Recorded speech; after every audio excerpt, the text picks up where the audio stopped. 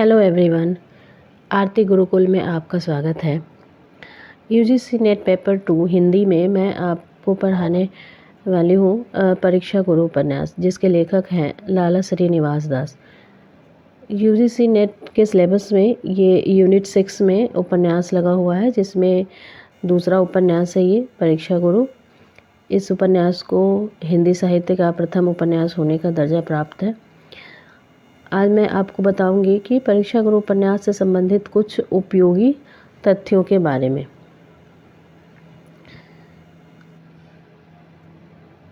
उपन्यास में प्रतीकात्मक रूप से ईस्ट इंडिया कंपनी द्वारा भारत के आर्थिक शोषण और लूट का यथार्थ चित्रण किया गया है। यदि आप लोगों ने पीवाईक्यू देखा होगा तो इससे संबंधित कई प्रश्न इसमें पूछे जा चुके हैं कि इस उपन्यास में मतलब इसके सारांश क्या है, या उसमें ईस्ट इंडिया कंपनी के द्वारा भारत का मतलब किस तरह का इसमें शोषण के बारे में दर्शाया गया है। तो ये सब चीज़ें आपको इसलिए ये उपयोगी तथ्यों के बारे में जानकारी होना आपको बहुत ज़रूरी है।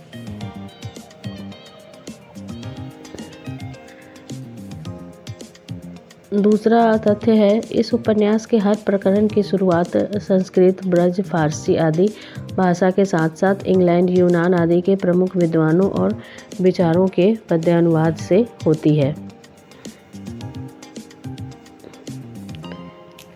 यह उपन्यास दिल्ली के आसपास की बोलचाल की भाषा में लिखा गया है।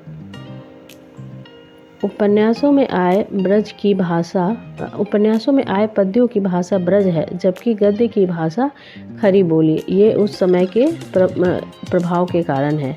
उस समय इसी तरह की कहानियाँ लिखी जाती थी, इसलिए ये शायद ऐसा है।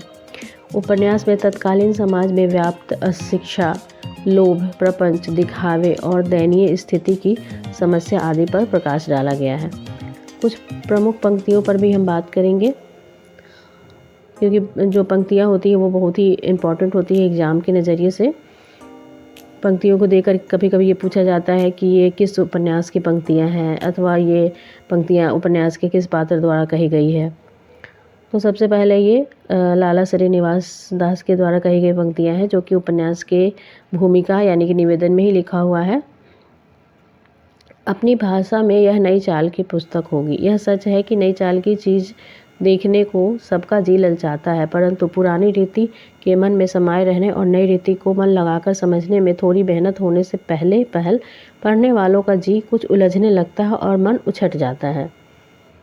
दूसरी पंक्ति है मिस्टर ब्राइट की, जो कि सौदागर है एक।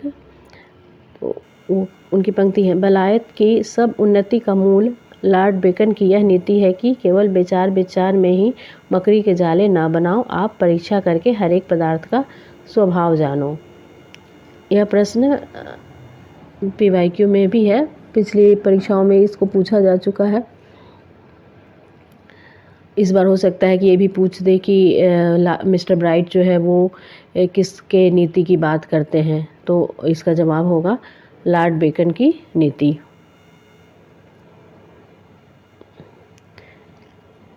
आदत की यह सामर्थ्य है कि वह मनुष्य की इच्छा न होने पर भी अपनी इच्छा अनुसार काम करा लेती है।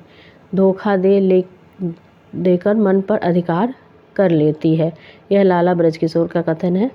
दूसरा कथन है, मनुष्य के चित्त से बढ़कर कोई वस्तु कोमल और कठोर नहीं है।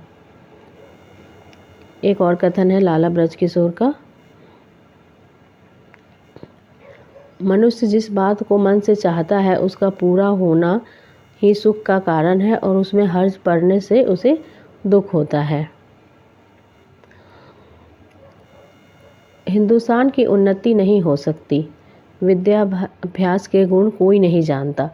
अखबारों की कदर कोई नहीं करता। अखबार जारी करने वालों के नफ़े के बदले नुकसान उठाना पड़ता है। हम लोग अपना दिमाग खपाकर देश की उन्नति के लिए आर्टिकल लिखते हैं, परंतु अपने देश के लोग उसकी तरफ आंख उठाकर भी नहीं देखते।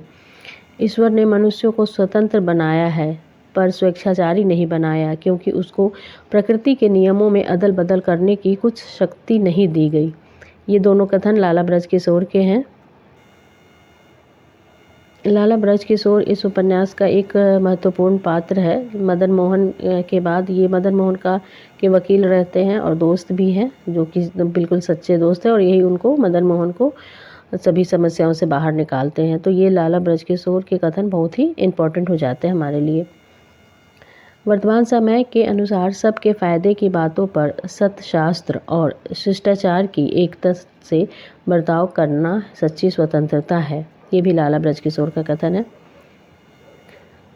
दंड का प्रयोजन किसी अपराधी से बदला लेने का नहीं, बल्कि आगे के लिए अपराधों से लोगों को बचाने का है। यह मास्टर सिंभू दयाल का कथन है। आदमी की पहचान जाहिरी बातों से नहीं होती, उसके बर्ताव से होती है। यह भी लाला ब्रजकिशोर का कथन है। अब हम परीक्षा गुरु उपन्यास का सारांश देखते हैं। इस उपन्यास की कहानी में लाला श्रीनिवास दास बताते हैं कि लाला मदन मोहन नामक एक रईस के पतन और फिर उसके सुधार की कहानी उन्होंने सुनाया है। तो इसमें बताते हैं कि इस उपन्यास की कहानी दिल्ली के एक ऐसे कारोबारी और साहूकार लाला मदन मोहन की है, जो एक समृद्ध वैश्य परिवार में जन्म लेता है, लेकिन बचपन में अच्छी शिक्षा और उचित मार्गदर्शन न मिलने के कारण और युवावस्था में गलत संगति में पड़कर अपनी सारी दौलत खो बैठता है।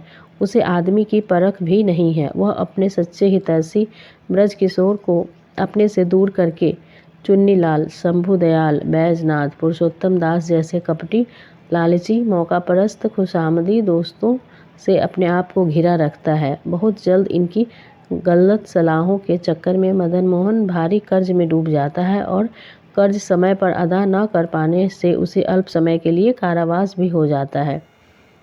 इस कठिन स्थिति में उसका सच्चा मित्र ब्रजकिशोर, जो कि एक वकील है, उसकी मदद करता है और उसे उसकी खोई हुई संपत्ति वापस दिलाता है। इतना ही नहीं, मदन मोहन को सही उपदेश देकर उसे उसकी गलतियों का एहसास भी कराता है। तो ये था दोस्तों इस उपन्यास परीक्षा गुरु का सारांश। अगर आपको मेरी यह रचना पसंद आई हो तो मुझे लाइक, कमेंट और सब्सक्राइब कर दीजिएगा। इस चैनल को शेयर भी कीजिएगा जो फ्री में यूजीसी नेट की तैयारी करना चाहते हो। और यदि आपको पीडीएफ चाहिए इसका, तो पीडीएफ के लिए मुझे कमेंट कीजिएगा। मैं अपना टेलीग्राम चैनल का लिंक दे दूँगी, तो वहाँ से आप पीडीएफ डाउनलोड कर सकते हैं। धन्यवाद।